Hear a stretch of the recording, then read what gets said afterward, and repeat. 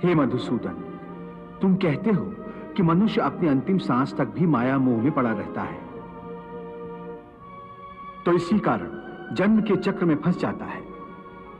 परंतु तुम्ही ने इस माया में सृष्टि की रचना करके और दूसरी ओर मनुष्य को चंचल मन प्रदान करके दोनों को एक दूसरे में उलझा दिया है।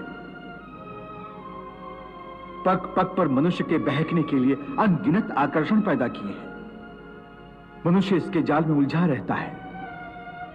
और क्षमा करना, तुम्हें जाल बिछाकर किसी शिकारी या बहेलिए की भांति जाल में फंसे मनुष्य के हाथ पैर मारने, उसके छटपटाने का तमाशा देखते रहते हो। नहीं अर्जुन, मैं तमाशा नहीं देखता, बल्कि अपनी माया की लीला देखता हूं।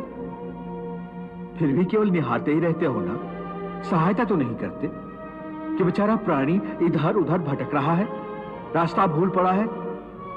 तुम्हारे मन में बेचारे मनुष्य की सहायता करने का विचार कभी नहीं आता कि आगे बढ़कर उसका हाथ थाम लूं, उससे सच्चा रास्ता दिखाऊं? बिल्कुल आता है, और मैं मनुष्य की सहायता भी करता हूं। परंतु कब कब करते हो तुम उसकी सहायता? मैं तो देख रहा हूं कि तुमने कर्म का विधान बना दिया है, जन्म मरण का चक्र चला दिया है और इस चक्रव्यूह में मनुष्य को फंसा दिया है। ये तो कोई बात नहीं हुई, ये तो कोई सहायता नहीं हुई। मैं सहायता अवश्य करता हूं। अपने भक्त को मैं कभी बेसहारा नहीं छोड़ता, परंतु मनुष्य मेरी ओर देखे सहायता के लिए, मेरी ओर बढ़े तो मैं उसकी सहायता करूं ना।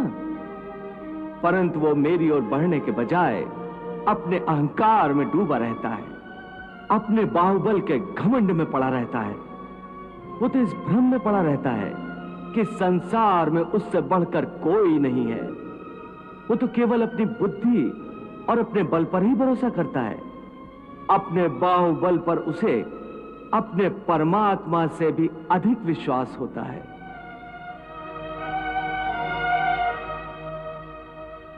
अपने रास्ते से भटके हुए मनुष्य की सहायता के लिए आखिर तुम उससे क्या चाहते हो? क्या तुम्हें सोने चांदी के चढ़ावे चाहिए? क्या तुम अपने भक्तों से स्वादिष्ट और पंच पकवान चाहते हो? मैं मनुष्य से एक श्रद्धा के अतिरिक्त कुछ नहीं चाहता, कुछ नहीं मांगता। वो मेरे प्रति बड़े बड़े चढ़ावे न चढ़ाए। सोना, चांदी, घी, चंदन और पकवान के चढ़ावे मुझे नहीं चाहिए। श्रद्धा और भक्ति भाव से एक फल, एक फूल, फूल की एक पत्ती, जल का एक कतरा या चावल का आधा दाना ही सही, मैं उसको भी भक्त की श्रद्धा से कहीं अधिक श्रद्धा से स्वीकार कर लेता हूं।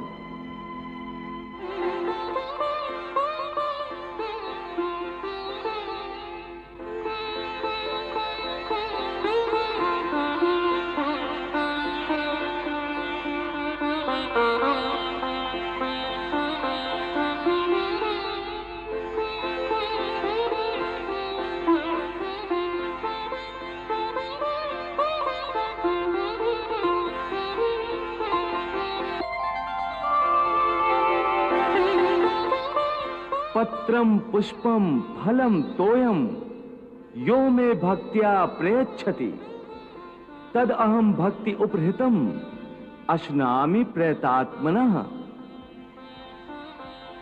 अरे इतना भी ना हो सके तो श्रद्धा या भक्ति का एक आंसू ही सही, मैं उसे भी कबूल कर लेता हूं।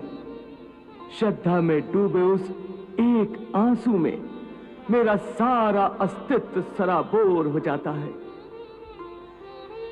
भक्ति अथवा पश्चाताप का ये आंसू चाहे लाखों पाप करने के बाद अंतिम क्षण में क्यों न बहाया गया हो, मैं उस अनुपम भेंट को भी स्वीकार कर लेता हूं और मनुष्य के सारे पापों को उस आंसू से धोकर उसे नवजात शिशु की तरह निष्पाप कर देता हूं, उसका कल्याण करता हूं, उसे मुक्ति देता हूं। केवल एक फल, फूल या पत्ते को अर्पण करने पर ही मुक्ति दे देते हो? फिर कर्म विकर्म, पाप पुण्य, धर्म विधान सब यूं ही रह जाते हैं।